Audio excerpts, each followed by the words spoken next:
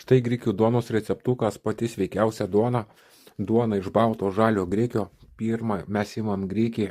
Imasi grikis, užmirkinamas, pirmu vandeniu nuplaunam grikį, o antru vandeniu užbrinkinam ir paliekam 12 valandų brinkti. Grikis 12 valandų brinkinasi, po to jisai malasi. Malam jį, kišam, sumalam visą.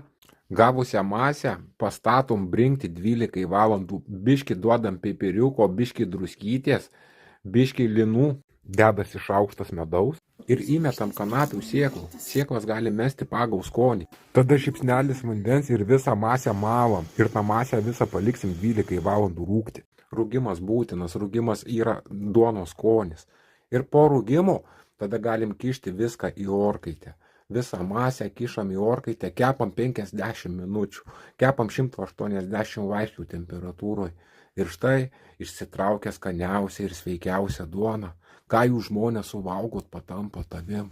Tai yra šiuo metu sveikiausia duona. Valgykit, kepkit ir būkit sveiki. Ir štai skaniausia grikių duonytė. Duonytė puri, skani, grinai duonos skonis. Ir mums reikia valgyti savo duonas kept. Žalias grikis yra gyvas, baltas, žalias grikis gyvybė. Ir kada jūs valgot va tokią duoną, nauda organizmui. Ne vien skaudnu, o naudinga. Štai duonytė grikių, tikriausia, gyviausia duonytė.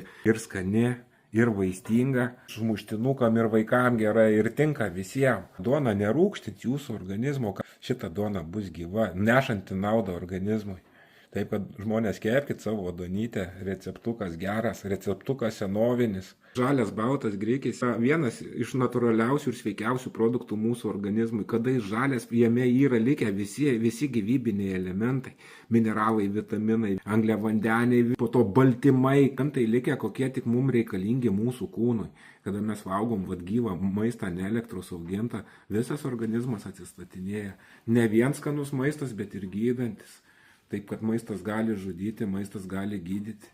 Kepkit gyvybingas duonas. Žalias grikis yra antras planetoje pagal maistingumą ir naudą mūsų organizmui.